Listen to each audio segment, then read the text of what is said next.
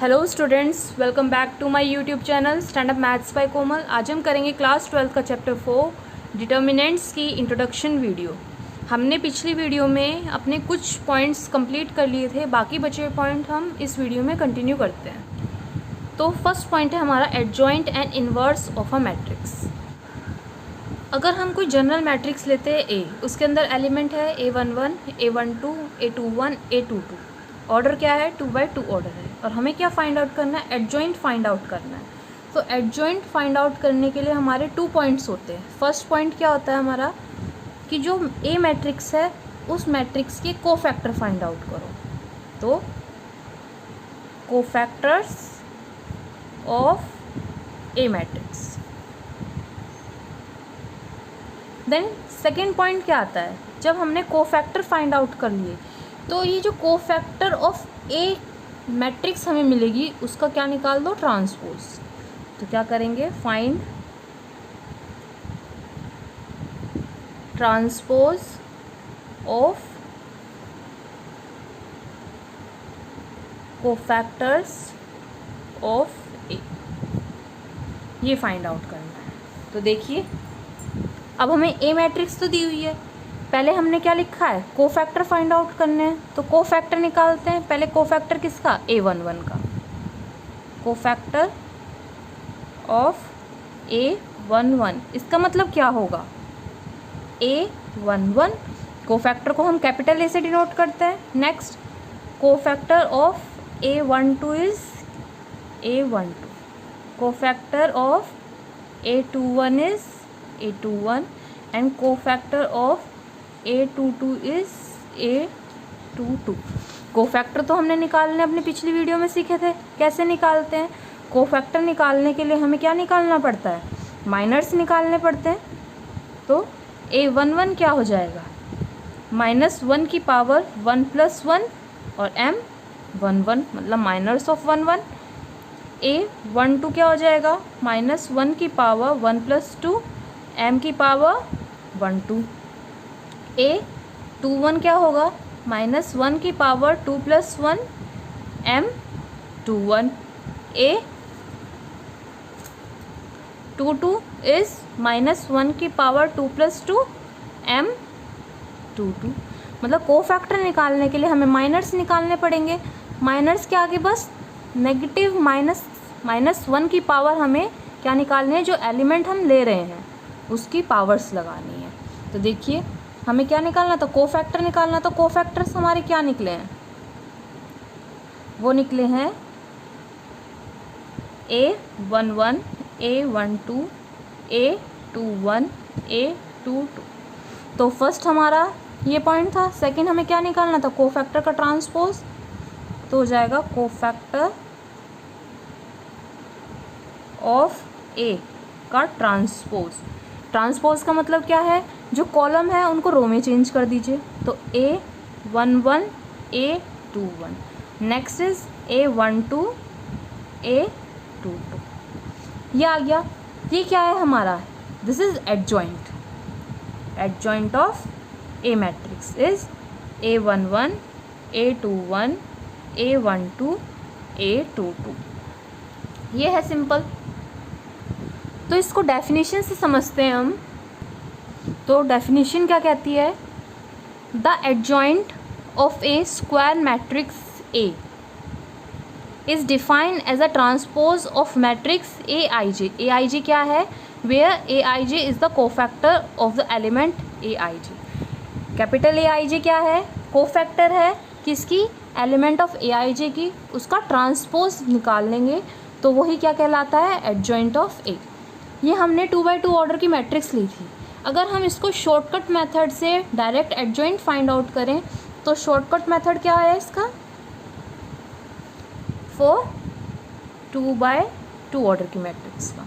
अगर हम सिंपल कोई जनरल अपनी मैट्रिक्स ले लें, अंदर एलिमेंट क्या है? A11, A12, A21, A22 है। 2x2 ऑर्डर की है। ये शॉर्टकट बस 2x2 ऑर्डर की मैट्रिक्स के लिए ही एप्लीकेबल है। तो क्या होगा? जो ये डायगोनल्स मैट्रिक है A12 एंड A21, इनका क्या कर दो? साइन चेंज कर दो। Sign change. और जो ये डायगोनल मैट्रिक्स दूसरी है A11 A22, इनको क्या कर दो, इनको इंटरचेंज कर दो। वही मैट्रिक्स क्या आएगी, एडजॉइंट आ जाएगा। तो डायरेक्ट अगर हम इसे लिखें, adjoint of matrix A is, देखिए अगर ये इंटरचेंज हो जाएगा तो A22 यहाँ आ जाएगा और A11 यहाँ पर आएगा, और माइनस का साइन लगा दें, A12 and A21 minus A21, 2x2 order की मैट्रिक्स है। This is adjoint A। अगर हम एग्जाम्पल से समझें तो देखिए एग्जाम्पल, हम एक मैट्रिक्स A ले लेते हैं, उसके अंदर एलिमेंट 1 2 3 4। अगर डायरेक्ट एडजॉइंट निकालें तो एडजॉइंट ऑफ मैट्रिक्स A क्या आ जाएगा, जो डायगोनल्स एलिमेंट है 1 4, ये इंटरचेंज हो जाएंगे, 4 और 1 हो जाएगा। और जो डायगोनल्स एलिमेंट हैं 2 3, क्या हो जाएगा, साइन चेंज हो जाएंगे, 2 का हो जाएगा -2 एंड 3 का हो जाएगा -3। तो ये हमारा एडजॉइंट ऑफ A आ गया। ये तो शॉर्टकट मेथड है। अगर हम इसको जो हमने अपने पॉइंट्स देखे थे, फर्स्ट पॉइंट और सेकंड पॉइंट, उससे देखते हैं तो हमारा क्या आएगा। तो फर्स्ट हमें A11 निकालना पड़ेगा, -1 की पावर 1 + 1। अब देखिए फर्स्ट रो और फर्स्ट कॉलम छोड़ दें तो कौन सा एलिमेंट बचेगा, 4, तो हो जाएगा 4। A12 देखें तो -1 की पावर 1 + 2, और एलिमेंट हमारा कौन सा है, first row and second column 3, तो हो जाएगा -3। नेक्स्ट इज A21, तो -1 की पावर 2 + 1, और एलिमेंट देखिए second row and first column is 2, तो हो जाएगा -2, क्योंकि -1 की पावर 2 + 1 इज 3, -1 की पावर क्या है, ऑड है, तो माइनस का साइन आएगा। A22 निकालें तो हो जाएगा -1 की पावर 2 + 2, और एलिमेंट हमारा सेकेंड रो और सेकेंड कॉलम हटाएं तो क्या आएगा, 1, this is 1।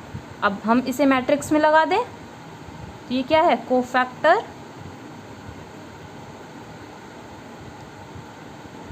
Of A matrix is 4 -3 -2 and 1। अब क्या करना है, इसको इंटरचेंज करना है। इंटरचेंज मीन्स कोफैक्टर का ट्रांसपोज निकालना है, कोफैक्टर ऑफ A का ट्रांसपोज। इट मीन्स जो हमारे कॉलम है उसको रो में चेंज कर दीजिए, तो हो जाएगा 4 -2 -3 एंड 1। तो देखिए जो हमने शॉर्टकट मेथड से एडजॉइंट निकाला था वही हमारा लॉन्ग मेथड से जो हमने एडजॉइंट निकाला है, दोनों सेम है। इस कोफैक्टर ऑफ A ट्रांसपोज को हम क्या लिख सकते हैं, एडजॉइंट ऑफ A। ये मेथड बस हमारा 2x2 ऑर्डर मैट्रिक्स के लिए ही एप्लीकेबल है। 3x3 मैट्रिक्स के लिए, जिसका ऑर्डर, मैट्रिक्स का ऑर्डर 3x3 है, उसमें भी हमें यही करना है कि पहले हम क्या निकालेंगे, हम कोफैक्टर्स निकालेंगे, फिर जो कोफैक्टर की मैट्रिक्स आएगी उसका क्या कर देंगे, ट्रांसपोज, वो क्या निकलेगा, एडजॉइंट ऑफ A। तो 3x3 ऑर्डर की मैट्रिक्स के लिए हम जब एग्जाम्पल करेंगे और एक्सरसाइज करेंगे तब समझ लेंगे। आगे हम अपने नेक्स्ट पॉइंट पे आते हैं। तो नेक्स्ट हमारी क्या है, थ्योरम फर्स्ट, जिसमें हमें क्या दिया हुआ है, if A be any square matrix, कोई A मैट्रिक्स है वो स्क्वायर मैट्रिक्स है of order n, then A multiply adjoint of A किसके इक्वल है, adjoint of A multiply A is equal है determinant of A into I, क्या है हमारा, आइडेंटिटी मैट्रिक्स।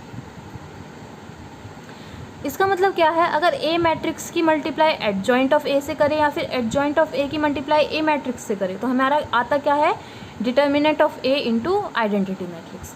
तो इसे हम कैसे समझते हैं, एग्जांपल ले लेते हैं हम। LHS में हमारा क्या है, A into adjoint of A।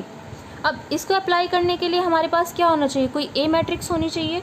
A matrix हम क्या ले लेते हैं, 1 2 3 4, ये ली हमने, A मैट्रिक्स है। अब हम इसका एडजॉइंट निकालें, शॉर्टकट मेथड से निकाल लेते हैं। तो एडजॉइंट ऑफ A क्या होगा, जो ये वाले डायगोनल्स हैं इनको इंटरचेंज कर देते हैं, 4 1, और जो ये डायगोनल्स हैं इनका साइन चेंज कर देते हैं, -2 एंड -3, ये आ गया। अब A भी हमारे पास है, एडजॉइंट ऑफ A भी है, तो हमें क्या निकालना पड़ेगा, LHS में A into adjoint of A। देखिए 1 2 3 4 इंटू में 4 -2 -3 1, फर्स्ट मैट्रिक्स की रो और सेकेंड मैट्रिक्स का कॉलम मल्टीप्लाई करते हैं तो आ जाएगा हमारा 1 multiply 4 is 4, 2 multiply 3 is -6, 1 multiply -2 is -2, 2 multiply 1 is plus का 2, 3 4 ज़ा 12, 4 3 ज़ा 12, माइनस का 12 हो जाएगा, 3 2 ज़ा 6, माइनस का 6, 4 1 ज़ा 4, प्लस का 4। अब हम माइनस करें तो देखिए माइनस करने पे हमारा क्या आया है, 4 - 6 इज़ -2, -2 + 2 इज़ 0, 12 - 12 इज़ 0, -6 + 4 इज़ -2, -2 बाहर निकालें, -2 बाहर आ जाएगा 1 0 0 1, तो ये हमारा क्या आया -2 एंड आइडेंटिटी मैट्रिक्स ये आया। अब हमारे पास RHS में क्या है, adjoint of A into A, RHS ले लेते हैं हम।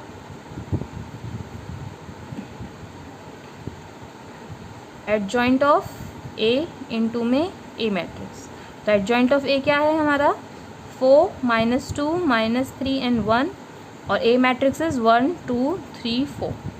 फर्स्ट मैट्रिक्स की रो सेकेंड को कॉलम मल्टीप्लाई करते हैं तो करें मल्टीप्लाई, 4 1 ज़ा 4, -2 की मल्टीप्लाई 3 से, 2 3 ज़ा 6, माइनस का 6, 4 2 ज़ा 8, -2 की 4 से, माइनस का 8, 3 1 ज़ा 3, माइनस का 3 प्लस 3, 3 2 ज़ा 6, -6 प्लस 4, तो आया हमारा -2 0 0 -2, -2 कॉमन ले तो -2 बाहर आ जाएगा, अंदर रह जाएगी आइडेंटिटी मैट्रिक्स 1 0 0 1, तो इसको हम क्या लिख सकते हैं -2 एंड आइडेंटिटी मैट्रिक्स।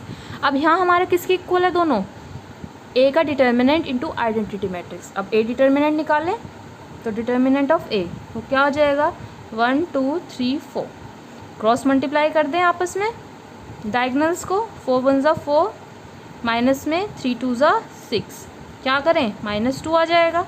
अब देखिए इक्वल है, A इंटू आइडेंटिटी मैट्रिक्स से मल्टीप्लाई करें तो हमारा क्या आएगा, अब डिटर्मिनेंट ऑफ A क्या है -2 और आइडेंटिटी मैट्रिक्स क्या है हमारी 1 0 0 1, it means -2 and identity matrix. देखिए आया है सभी इक्वल, तो हम लिख सकते हैं कि A into adjoint of A किसके इक्वल है, एडजॉइंट ऑफ A मल्टीप्लाई में A matrix is equal to determinant of A into identity matrix. ये हमारी थ्योरम थी, इसको हमने प्रूव भी कर दिया एग्जाम्पल लेके।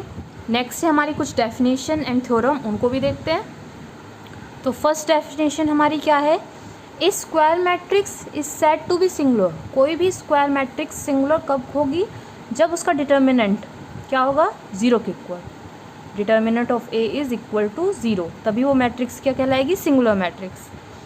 उसके बाद सेकंड डेफिनेशन आती है, a square matrix is said to be non singular.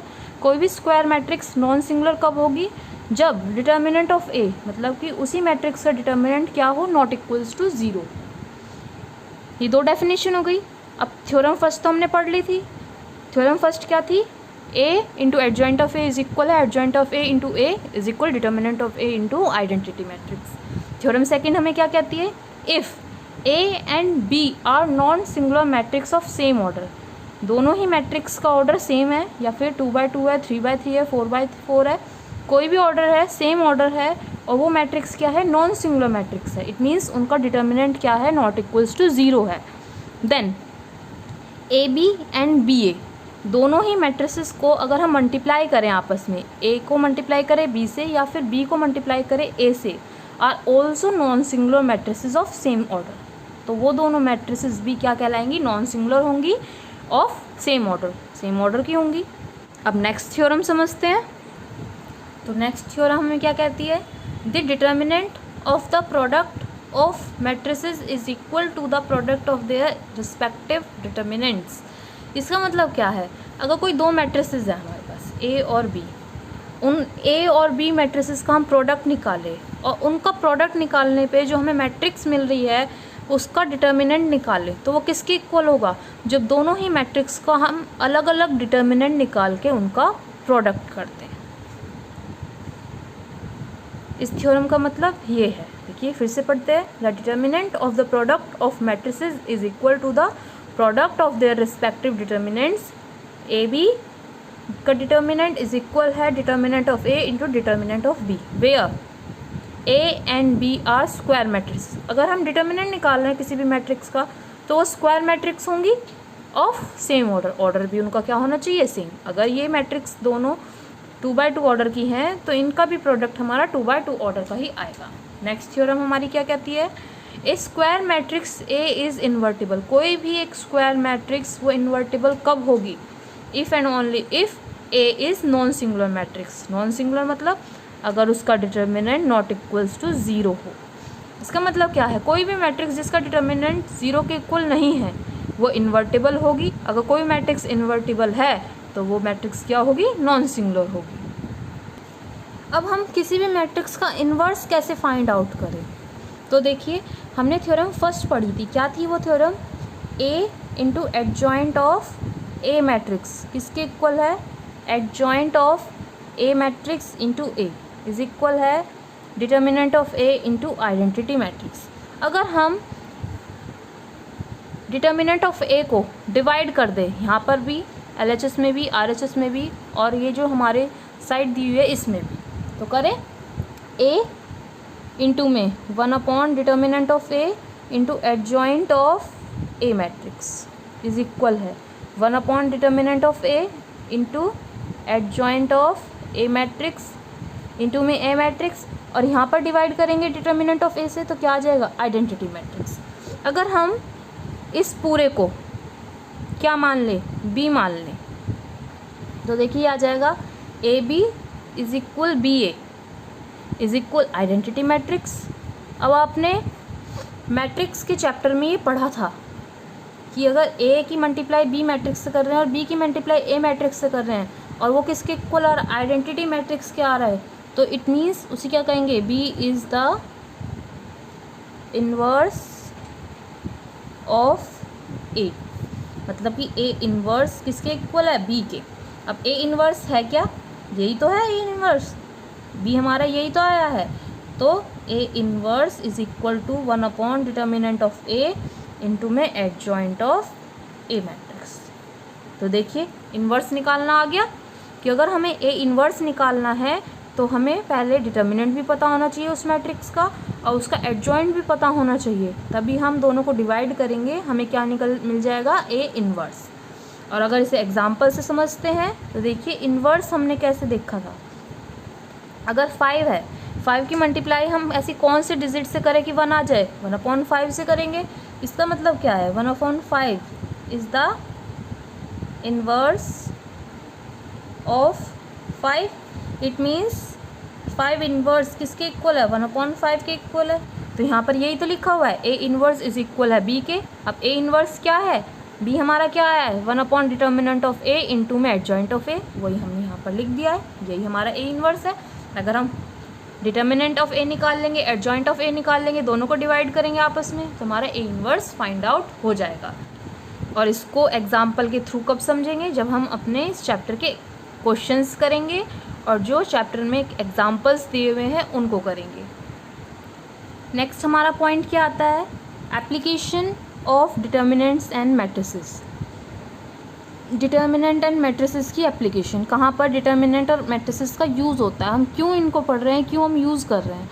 अब देखिए हमने 10th क्लास में पढ़ा था कि अगर हमारे पास इक्वेशन है 2x + 3y is equal 7 and 2x + 4y is equal 3 के है, तो हमने देखा था कि अगर हमें x और y की वैल्यू फाइंड आउट करनी है तो हम किस मेथड से निकालते हैं, एक हमारा एलिमिनेशन मेथड होता है, नेक्स्ट हमारा कौन सा मेथड होता है, सब्स्टिट्यूशन, फिर क्रॉस मल्टीप्लिकेशन होता है,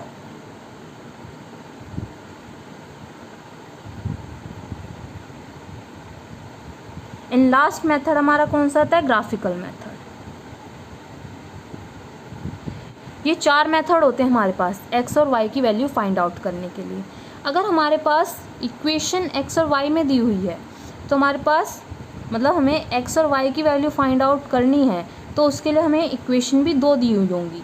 अगर हमें x, y और z की वैल्यू फाइंड आउट करनी है, मान लीजिए हमारे पास इक्वेशन है 2x + 3y plus 9z is equal 16, 9x plus 2y plus 3z is equal 15 है। ये दो इक्वेशन दी हुई हैं और हमें x, y, z की वैल्यू फाइंड आउट करी। हम नहीं कर सकते, क्यों नहीं कर सकते? क्योंकि हमें अगर x, y, z की वैल्यू फाइंड आउट करनी है तो हमारे पास इक्वेशन भी 3 होनी चाहिए। यहाँ पर हमें दो वैल्यूज़ फाइंड आउट करनी थी, किसकी? x और y की, इसलिए दो इक्वेशन थी हमारे पास। यहाँ पर हमें क्या फाइंड आउट करना है? 3 वैल्यूज़ फाइंड आउट करनी है x, y, z की। तो हमारे पास इक्वेशन भी कितनी होनी चाहिए? 3। तो थर्ड इक्वेशन हम मान लेते हैं 2x plus 5y plus 6z is equal 10। ये इक्वेशन है। तो हम इन इक्वेशन को elimination, substitution, cross multiplication, graphical method से निकाल सकते हैं, बट इसको हम डिटर्मिनेंट या फिर मैट्रिसेस फॉर्म में हम कैसे निकालें, कैसे हम x और y की वैल्यू, z की वैल्यू कैसे फाइंड आउट करें? तो उसके लिए हमें क्या करना पड़ेगा? फर्स्ट हमारे पास इक्वेशन होनी चाहिए 3 इक्वेशन के लिए हम कोई जनरल इक्वेशन ले लेते हैं। क्या है वो? a1x plus b1y plus c1z किसके इक्वल है? d1 के। a2x plus b2y plus c2z is equal है d2 के। a3x plus b3y plus c3z is equal है d3। ये हमारी 3 इक्वेशन है। इसको हम मैट्रिक्स फॉर्म में कैसे लेके आए? फर्स्ट मैट्रिक्स हमारी कौन सी होगी? a1 b1 c1, a2 b2 c2, a3 b3 c3। Multiply में वैल्यू हमें किस किस की निकालनी है? x, y, z की। तो x, y, z इक्वल किसके होगा? d1 d2 d3 ये होगा। अब अगर हम इस पूरी मैट्रिक्स को क्या मान ले? a मान ले। इस पूरी मैट्रिक्स को क्या मान ले? x मान ले। और इसको क्या मान ले? पूरे को b मान ले। तो हमारे पास क्या है? ax इज इक्वल b आया है। x इज इक्वल b है। क्यों ना हम स्टार्टिंग में क्या मल्टीप्लाई कर दे? a inverse. तो लिख देते हैं 3 multiplying above equation with a inverse. तो हो जाएगा a inverse a into x is equal a inverse b। अब हमें पता है किसी भी इन्वर्स की मल्टीप्लाई उसी मैट्रिक्स से करें तो हमारे पास क्या आता है? Identity matrix I x is equal a inverse b। अब किसी भी मैट्रिक्स को आइडेंटिटी मैट्रिक्स से मल्टीप्लाई कर दे तो वही मैट्रिक्स मिलती है हमें। तो क्या मिलेगा? x is equal a inverse b। x हमारे पास क्या था? x y z था। तो x y z की वैल्यू हमें फाइंड आउट करनी है। तो हमारे पास फॉर्मूला क्या है? a inverse into b। जहाँ पर हमने a इनवर्स अभी पीछे फाइंड आउट करा था, क्या था वो? a इनवर्स इज इक्वल है 1 upon determinant of a into में एडजॉइंट ऑफ a मैट्रिक्स। तो इसको इसमें लिख दे इक्वेशन में। x इज इक्वल है a inverse is 1 upon determinant of a into में adjoint of a matrix multiply में b। अब हमारे पास b मैट्रिक्स है, दी होगी हमें, गिवन होगी। हमें एडजॉइंट ऑफ ए निकालना है, डिटर्मिनेंट ऑफ ए निकालना है, इस फॉर्मूले में रखना है। तो हमें एक्स वाई जेड की वैल्यू फाइंड आउट हो सकती है। तो हमने अपना 10th क्लास में ये भी पढ़ा था कि हमारी इक्वेशंस क्या होती हैं। वो 2 टाइप की होती है। फर्स्ट हमारी कौन सी होती है? कंसिस्टेंट। Second is inconsistent. जो कंसिस्टेंट इक्वेशन होती है उनके सॉल्यूशन निकलते हैं और जो इनकंसिस्टेंट होते हैं उन इक्वेशन के कोई भी सॉल्यूशन नहीं होते, नो सॉल्यूशन। अब सॉल्यूशन भी 2 टाइप के हो सकते हैं। First is unique and second is infinite many solution.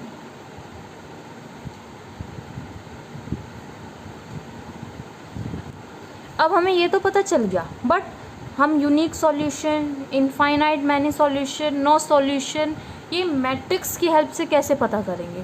तो देखिए हमारे पास x की वैल्यू आई है, क्या है? 1 upon determinant of a multiply में adjoint of a into b, ये है हमारे पास। तो पहले इसको ही लिख लेते हैं। x is equal to 1 upon determinant of a into में adjoint of a matrix into में b, ये है हमारे पास। अब यहाँ पर क्या दिया हुआ है, डिटर्मिनेंट ऑफ ए। अब डिटर्मिनेंट हमने क्या निकाला था, दो तरह से निकाला था। एक, जब डिटर्मिनेंट इज इक्वल टू 0 आता है तब हमारे पास जो मैट्रिक्स होती है वो क्या होती है, सिंगुलर मैट्रिक्स होती है। और सेकंड हमारे पास क्या था, जब डिटर्मिनेंट नॉट इक्वल टू 0 आता है तो मैट्रिसेस क्या होती है हमारी, नॉन सिंगुलर मैट्रिक्स होती है। तो देखिए, जब डिटर्मिनेंट नॉट इक्वल्स टू 0 है, इट मीन्स डिटर्मिनेंट की कुछ वैल्यू है। यहाँ पर हमारे पास डिटर्मिनेंट की जब कुछ वैल्यू है तो एडजॉइंट ऑफ ए की भी कुछ वैल्यू होगी। इसको हम कैसे लिख सकते हैं, x इज इक्वल टू, जब ऊपर भी हमें वैल्यू फाइंड आउट हो रही है, नीचे डिटर्मिनेंट ऑफ ए की भी हमें कोई वैल्यू फाइंड आउट हो रही है, क्योंकि determinant of A not equals to 0 है, तो हमें क्या सॉल्यूशन मिलेगा, कोई ना कोई सॉल्यूशन तो मिलेगा ही, हमें सॉल्यूशन फाइंड आउट होगा। अब जब सॉल्यूशन फाइंड आउट होगा तो वो सॉल्यूशन कैसा होगा, कंसिस्टेंट होगा। तो हम लिख सकते हैं जब कोई भी हम डिटर्मिनेंट निकालते हैं किसी भी मैट्रिक्स का, वो नॉट इक्वल्स टू 0 है, तो उसकी कंसिस्टेंट सॉल्यूशन, मतलब सॉल्यूशन होते हैं और वो क्या होता है, कंसिस्टेंट इक्वेशन होती है।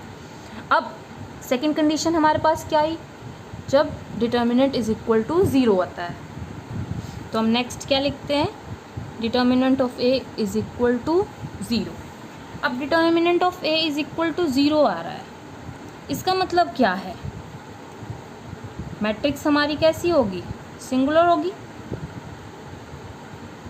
मैट्रिक्स सिंगुलर होगी, इसका मतलब क्या होगा, या तो हमारे पास if adjoint of A into B किसके इक्वल होगा, 0 के इक्वल होगा, या फिर एडजॉइंट ऑफ ए इंटू में बी नॉट इक्वल्स टू 0 होगा। दो कंडीशन बन रही हैं, जब हमारे पास adjoint of A into B 0 के इक्वल है, जब adjoint of A into B not equals to 0 है, क्योंकि हमारा फॉर्मूला क्या है, x is equal 1 upon determinant of A into में adjoint of A into B, ये फॉर्मूला था हमारे पास। अब देखिए, डिटर्मिनेंट तो हमारा 0 के इक्वल आ रहा है और adjoint of A into B या तो 0 के इक्वल है या 0 के इक्वल नहीं है। जब 0 के इक्वल नहीं है तो हमारे पास कुछ ना कुछ वैल्यू होगी, तो हम क्या लिखेंगे, x इज इक्वल, ऊपर तो हमें न्यूमिनेटर में कुछ वैल्यू दी हुई है, डिनोमिनेटर में हमारा डिटर्मिनेंट जो है वो क्या आ रहा है, 0 के इक्वल आ रहा है, तो हम क्या लिखेंगे, ऊपर कुछ वैल्यू है, नीचे हमारा डिनोमिनेटर 0 आ गया, तो सॉल्यूशन हमारा क्या बनेगा, नॉट डिफाइन बनेगा। अब सॉल्यूशन नॉट डिफाइन है, इसका मतलब क्या है, इनकंसिस्टेंट है, इनकंसिस्टेंट एंड नो सॉल्यूशन। तो ये कंडीशन तो हमने देख ली। अब फर्स्ट कंडीशन हमारे पास क्या थी, adjoint of A into B किसके इक्वल है, 0 के इक्वल है। इट मीन्स जो हमारे पास x है क्या है, 1 upon determinant of A into में adjoint of A into B. अब adjoint of A into B ये भी 0 आ रहा है और डिटर्मिनेंट ऑफ ए ये भी 0 आ रहा है। अब 0/0 हमारा सॉल्यूशन क्या हो गया, नॉट डिफाइन होगा। नॉट डिफाइन है बट या तो हमारे पास नो सॉल्यूशन होना चाहिए, या फिर यूनिक सॉल्यूशन होना चाहिए, या फिर इनफाइनाइट मैनी सॉल्यूशन होना चाहिए। हमारे पास नो सॉल्यूशन की वह कंडीशन भी आ गई, हमारे पास इनफाइनाइट मैनी सॉल्यूशन भी चाहिए थे, यूनिक सॉल्यूशन भी चाहिए थे। एक कंडीशन हमारी फॉलो हो गई जिसमें हमने क्या फाइंड आउट करा, सॉल्यूशन और कंसिस्टेंट। अब एक कंडीशन तो हमारी रह गई, तो उसके लिए यहाँ पर 0/0 फॉर्म बन रही है। इट मीन्स आइदर या तो ये कंसिस्टेंट होगा या फिर ये क्या होगा, इनकंसिस्टेंट।